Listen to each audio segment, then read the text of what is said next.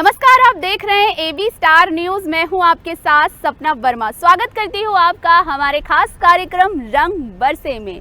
कार्यक्रम में आगे बढ़ने से पहले आप सभी देशवासियों को होली की ढेर सारी शुभकामनाएं।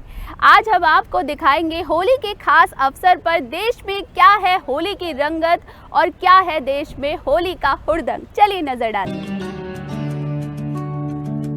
रंगों के साथ मचेगा हुड़दंग, अब होली पर चढ़ेगा गुलाल का रंग। गुजिया की मिठास मिटाएगी पुरानी जंग, जमकर होगी रंगों की फुहार। आया है भाई होली का त्योहार। भैया होली है तो होली पर हुड़दंग मचना तो लाजमी है। तो बेफिक्र हो जाइए होली के रंगों के साथ, क्योंकि इस बार होली पर जमकर कटेगा बवाल। झूमने लगेगा हर मन जब चेहरे पर चढ़ेगा गुलाल का रंग। होली जो किसी एक धर्म, जाति या समुदाय तक सीमित नहीं है। ये वो त्योहार है जब हर कोई बस प्रेम और भाईचारे के रंग में खुद को रंगना चाहता है। एक ऐसा रंग जो एक बार चढ़ जाए तो फिर कभी ना उतरे। आज चारों तरफ होली के हुड़दंग का शोर है। चारों तरफ लोग रंगों में सराबोर हैं। होली आप किस तरह से एंजॉय कर रहे हैं? कल से हलवाई लगे हुए हैं, खूब लड्डू बन रहे हैं। यहाँ राधा रानी के मंदिर में आकर के हमने भोग लगा करके खूब लड्डू वितरण किए हैं। आज लड्डू मार होली है और कल लठ मार होली है। खूब एंजॉय करेंगे और राधा रानी की कृपा से हमारे मोदी जी, हमारे योगी जी फिर आ गए हैं। हमारे देश का, हिंदू धर्म का, हिंदू राष्ट्र का निर्माण होगा। पूरे देश में भगवा लहराएगा और मेरा भारत हिंदू राष्ट्र बनेगा। राधा रानी की बांके दहिलाली कृपा। गली चौक चौराहों पर मुट्ठी में रंग भरकर और हाथों में पिचकारी लिए बच्चे, या यूं कहे कुछ ऐसे शरारती अलहड़ युवाओं की टोली जो बस सबके जीवन में मानो रंग भरना चाहती हो। होली का रंग जो प्रेम का प्रतीक है। दुश्मन भी दोस्त बनकर एक दूसरे को गले लगाते हैं। होली की रंगत तो अब भारत ही नहीं बल्कि विदेशों में भी देखने को मिलती है। हर साल होली को लेकर इस्कॉन मंदिर से लेकर देश के अनेक मंदिरों में विदेशियों से आने वाले सैलानियों का तांता देखने को मिलता है। ये दिखाता है कि होली सिर्फ रंग से रंग का मिलाप नहीं, बल्कि दिल से दिल तक का एक अटूट सा रिश्ता जोड़ने का जरिया है। किसी भी तरह की खटास को मिठास और रंगों से भरने का दिन है। Bureau report, AB star news. जैसा कि आपने जाना देश में होली का क्या है हुड़दंग, तो चलिए अब आपको दिखाते हैं एरिज से जुड़ी कुछ तस्वीरें। एरिज प्रहलाद की नगरी है। साथ ही आपको बताएंगे हम पौराणिक कथाएं क्या कहती है और होलिका दहन का आज के दिन से क्या है संबंध। चलिए इस पर नजर डालते हैं।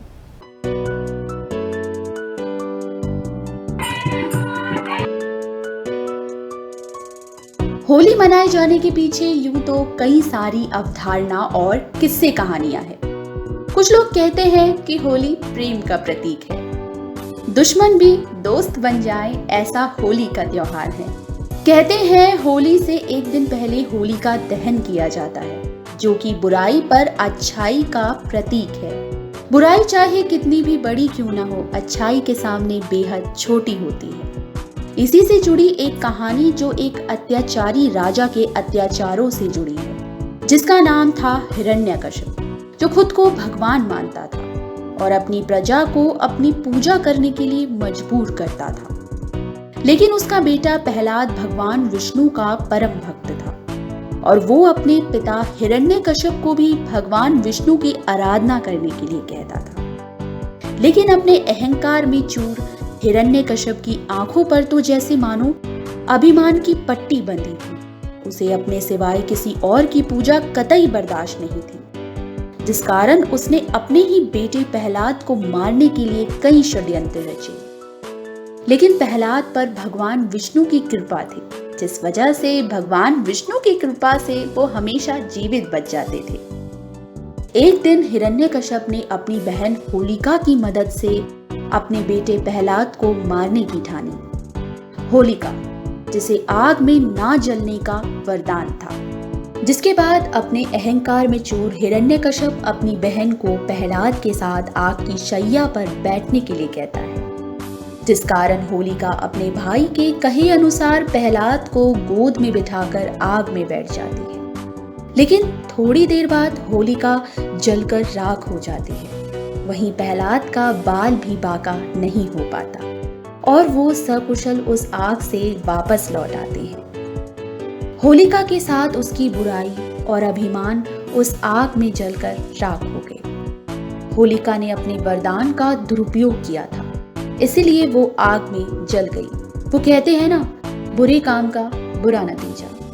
जो जैसा करता है वो वैसा भरता है। जो दूसरों के लिए गड्ढा खोदते हैं अक्सर वो खुद ही उस गड्ढे में गिर जाते हैं। खैर, होलिका के जल जाने के बाद हिरण्यकश्यप का गुस्सा अब 7वें आसमान पर पहुंच गया था। प्रहलाद पर वो बहुत नाराज हुआ, यहाँ तक कि उसने गर्म लोहे का एक खंबा तक तैयार किया और भक्त प्रहलाद को खंबे से लिपट जाने को कहा। भक्त प्रहलाद ने ओम नमो भगवते वासुदेवाय का जाप करते हुए उस खंबे का आलिंगन कर लिया। भगवान विष्णु की कृपा से वो खंबा कुछ ही देर में शीतल पड़ गया। ये सब देखकर हिरण्यकश्यप को बहुत ही ज्यादा क्रोध आया। उसने भक्त प्रहलाद को उसी खंबे से बांधने का आदेश दिया और मारने के लिए अपनी तलवार निकाली। उसकी तरफ बढ़ने लगा और बोला कि आज तेरी मृत्यु निश्चित है। अगर तेरा भगवान इस खंबे में है तो उसे कहे कि वो तेरी रक्षा करने आए। जैसे ही हिरण्यकश्यप ने भक्त प्रहलाद को मारने के लिए तलवार उठाई, अचानक एक जोरदार का धमाका हुआ और खंबा फट के चूर चूर हो गया। उस खंबे से भगवान विष्णु नरसिंह अवतार में प्रकट हुए। उनका आधा भाग सिंह का और आधा भाग मनुष्य का था। उन्होंने हिरण्यकश्यप की तलवार को तोड़ दिया और हिरण्यकश्यप और भगवान नरसिंह के बीच बहुत देर तक युद्ध चला। भगवान नरसिंह ने हिरण्यकश्यप का अभिमान, सारी शक्तियों को नष्ट कर दिया, जिससे उसका घमंड चूर चूर हो गया। हिरण्यकश्यप को वरदान था कि वो ना तो दिन में मर सकता है और ना ही रात में, ना जमीन पर, ना आकाश में, ना पाताल में, ना मनुष्य उसे मार सकता है, ना जानवर और ना ही पक्षी। इसीलिए भगवान ने उसे मारने का समय गौधूली बेला को चुना और आधा शरीर सिंह का और आधा मनुष्य का यानी नरसिंह अवतार लिया। नरसिंह भगवान ने हिरण्यकश्यप की हत्या न जमीन पर की, न आसमान पर, बल्कि अपनी गोद में लेकर की। न अस्त्र से न शस्त्र से, बल्कि अपने नाखूनों से उसका सीना चीरकर उसे मार दिया। इस तरह भगवान ने उसे दिए वरदान के बाहर न जाते हुए उसका अंत कर दिया और साबित कर दिया कि बुराई पर हमेशा अच्छाई की जीत होती है। आज भी भारतीय संस्कृति में होलिका की कथा का विशेष महत्व है। तो चलिए आज हम आपको ले चलते हैं प्रहलाद की जन्मभूमि, जहां होली की असली रंगत देखने को मिलती है। प्रहलाद सेवा संस्थान यहाँ हर साल धूमधाम से होली मनाता है।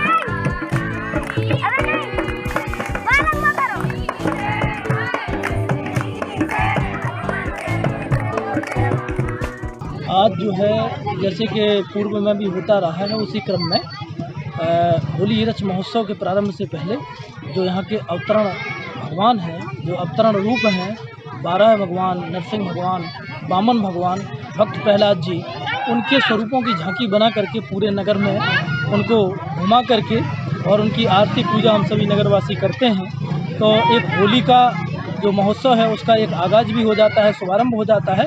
और यहाँ आकर के पूरे नगर में घूमकर जो बाजार स्थित रामलीला मंच है वहाँ पर आकर के सभी हमारे जो मुख्य अतिथि हैं, प्रशासनिक अधिकारी हैं, सभी लोगों ने आकर के अपने विचार व्यक्त किए और नगर के जो युवा हैं, माताएं बहनें हैं, भाई बंधु हैं, सब ने मिलकर के एक दूसरे को गुलाल लगा करके आज से होली रच महोत्सव की शुरुआत कर दी है।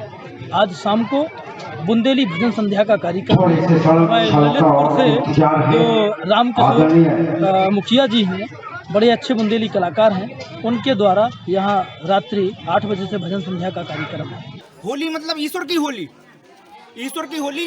चूंकि जो भक्त प्रहलाद थे तो उनकी जो बुआ जी थी उनका असली नाम डुंडा था, होलिका का असली नाम डुंडा था। तो जो भक्त हिरण्याकश्यप की बहन जी थी जिनका नाम डुंडा था, तो कभी भी आप कोई भी इतिहास उठा के देख लो, कोई भी राक्षसी के नाम कोई त्योहार नहीं हुआ है। जो होली है तो केवल धार्मिक जो रहे हैं और उन्हीं के नाम कोई त्योहार हुआ है। उनका असली नाम है डुंडा, और डुंडा ने हमेशा होली पे बहन बेटियों को सबसे पहले इसीलिए पूजा जाता है क्योंकि उसका एक मेन कारण है यही है कि जो डुंडा जी थी उन्होंने अपनी चुनरी भक्त प्रहलाद के ऊपर डाल दी थी, तभी सबसे पहले होली की पूजा होती है। होली की बाद में भी पूजा होती है। आप कोई भी आप वेद पुराण उठा लो, क्या राक्षसों की पूजा होती है? नहीं। इसीलिए उसका कई गलत धारणाएं हैं जो लोगों के मन में कि होलिका एक राक्षसी थी, राक्षसी बहन थी, मगर उन्होंने हमेशा अपने सबका सम्मान किया है। बहन बेटियों का कभी बुरा नहीं हुआ है, उन्हें बहन बेटियों ने किसी का बुरा किया है। तो जो होली, तो उनका असली नाम होली इसीलिए पड़ा, होली का नाम, कि जो मेन एरस से स्टार्टिंग हुई है, यहीं पे उनका भक्त प्रहलाद का जन्म हुआ है। उनके पिताजी हिरण्याकश्यप थे, तो उनका जो होलिका थी उनका असली नाम डुंडा था। होली मीन्स, होली का असली अर्थ यही है कि होली ईश्वर की होली।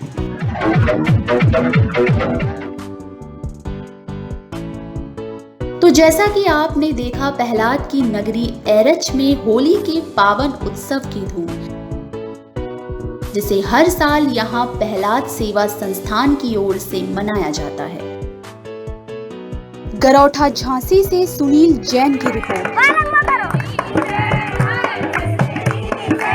ओम नमो भगवते वासुदेवाय नमः। ओम नमो भगवते वासुदेवाय नमः। ओम नमो भगवते वासुदेवाय नमः।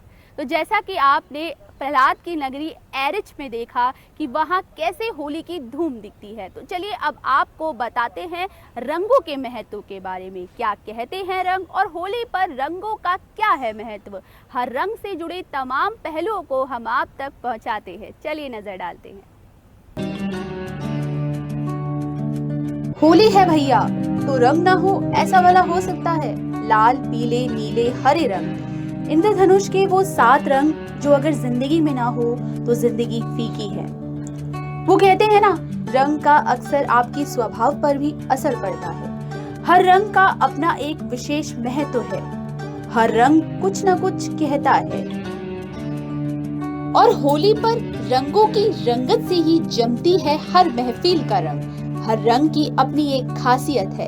रंग प्रेम, विश्वास और शांति का प्रतीक होते हैं। हर रंग कुछ कहता है। शुरुआत करते हैं लाल रंग के साथ। लाल रंग तो होली के दिन लाल रंग की बहुत अधिक मात्रा में उपयोग किया जाता है। ये रंग ऊर्जा, प्रेम, सद्भावना, उत्साह और विजय का प्रतीक है।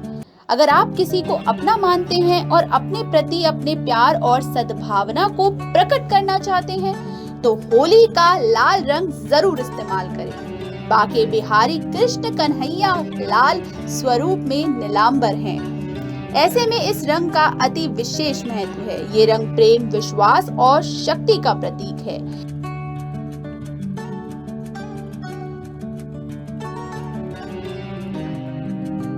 अब लाल रंग की बात कर ली जाए तो लाल रंग का अपना ही एक विशेष महत्व है। ये प्रेम को दर्शाता है। वहीं बात की जाए अगर नीले रंग को लेकर तो बाके बिहारी कृष्ण कन्हैया का लाल रंग का स्वरूप नीलांबर है। ऐसे में इस रंग की अति विशेष महत्ता है। ये रंग प्रेम, विश्वास और शक्ति का प्रतीक है। आसमान का रंग भी नीला है।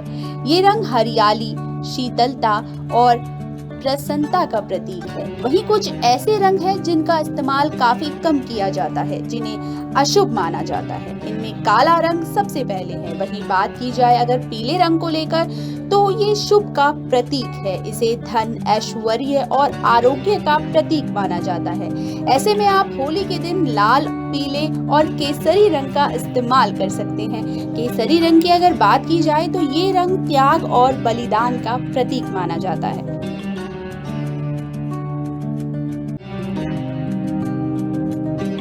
होली के रंग बरस रहे हैं। इन रंगों के साथ बरस रहे हैं आनंद में सराबोर होने के लिए कन्हैया के भक्त ब्रज में डेरा डाले। बरसाना, नंदगांव, वृंदावन और मथुरा की होली के बाद अब गोकुल में होली की असली रंगत देखने को मिल रही है। यहाँ बाल गोपाल स्वरूपों ने छड़ी मारकर होली खेलते हुए नजर आए।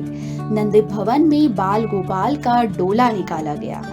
कन्हैया के गांव गोकुल में द्वापर की छड़ी मार लीला के दर्शन पाकर भक्त निहाल हो गए। गोकुल की गलियों में सतरंगी छटा बिखरती हुई नजर आई। गोकुल में छड़ी मार होली को देखने के लिए देश के कोने कोने से हर साल श्रद्धालु आते हैं और गोकुल की इस दिव्य होली का आनंद लेते हैं। सबसे पहले कान्हा के बाल स्वरूपों को फूलों से सजाया जाता है। पालकी में बिठाकर नंद किले से शोभा यात्रा निकाली जाती है। उसके बाद मंदिर के पुजारी सहित गोस्वामी जन बाल गोपाल के डोले को अपने कंधे पर लेकर चलते हैं। गोकुल की गलियों से होकर निकले डोले पर फूलों की वर्षा की जाती है। फूलों से कन्हैया का स्वागत किया जाता है। भगवान का 16 श्रृंगार कर गोपियां हाथों में छड़ी लेकर बाल रूप कान्हा का इंतजार करती हैं और फिर कन्हैया के सखा बाल ग्वाल भी अपनी पारंपरिक वेशभूषा में पहुंचकर ठाकुर से अनुमति लेने के लिए छड़ी मार होली का शुभारंभ करती हैं। फिर यहाँ से शुरू होती है छड़ी मार होली की शुरुआत। दे दनादन छड़ियों की बौछार। आसपास का वातावरण मस्ती और अलौकिकता से भरा हुआ नजर आता है। छड़ी मार होली की असली रौनक हर साल ब्रज भूमि में ही खास होती है। Bureau report, AB star news. अरे भैया, होली है तो होली पर हुड़दंग मचना तो लाजमी है। रंग ना हो भला होली रंगों के बिना कितनी फीकी है। तो चलिए आज आपको बताएंगे कि घर पर कैसे रंग बनाएं, क्योंकि अक्सर कहते हैं ना वो केमिकल वाले रंग रिएक्शन कर जाते हैं शरीर पर। तो हम आपको बताएंगे हर्बल रंग के बारे में, जो आपके शरीर के लिए बेहद ज़रूरी है और साथ ही साथ इससे आपकी त्वचा पर भी निखार आएगा। तो चलिए आपको दिखाते हैं कि घर पर कैसे बनाए रंग। होली है, लिहाजा रंगों का इस्तेमाल तो लाजमी है। रंगों के बिना होली की रंगत सूनी है, लेकिन अक्सर रंगों का इस्तेमाल काफी ज्यादा हानिकारक होता है। कुछ रंग इतने पक्के होते हैं कि उन्हें छुटाना भी मुश्किल हो जाता है। तो चलिए अब आपको बताते हैं हर्बल रंगों का महत्व। अगर आप रंग घर पर बनाने की सोच रहे हैं तो आप नीम की पत्तियों का इस्तेमाल कर सकते हैं। नीम की पत्तियों को सुखाकर उसका पाउडर या पेस्ट बना लें। वहीं नीम का उपयोग त्वचा के लिए भी काफी फायदेमंद होता है। नीम में एंटीबैक्टीरियल गुण पाए जाते हैं जो पिंपल्स और एक्ने जैसी समस्या से निजात दिलाने में कारगर साबित होते हैं। नीम के अलावा आप पालक को सुखाकर भी हरा रंग बना सकते हैं। वहीं बात की जाए अगर ऑरेंज रंग बनाए जाने को लेकर, तो आप इसके लिए पलाश के फूलों का इस्तेमाल कर सकते हैं। इसके लिए होली से एक दिन पहले रात को पानी में खूब सारे पलाश के फूल डालें। सुबह पानी से फूल निकाल दें। होली के लिए आपका ऑरेंज रंग बनकर तैयार है। गुलाबी या फिर लाल रंग के लिए आप चुकंदर का इस्तेमाल कर सकते हैं। होली खेलने के लिए पीला रंग चाहिए तो आप हल्दी का इस्तेमाल कर सकते हैं, लेकिन इस बात का ध्यान रखें कि हल्दी का इस्तेमाल ज्यादा ना हो ताकि आपकी त्वचा पर जलन पैदा ना हो।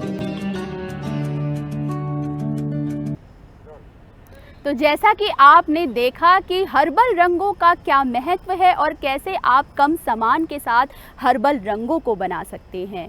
हमारी इस पेशकश रंग बरसे में आज के लिए बस इतना ही। आप सभी देशवासियों को होली की एक बार फिर ढेर सारी शुभकामनाएं। होली एंजॉय कीजिए, अपने परिवार के साथ अच्छे से मनाइए, किसी भी तरह के नशे से दूर रहिए। नमस्कार।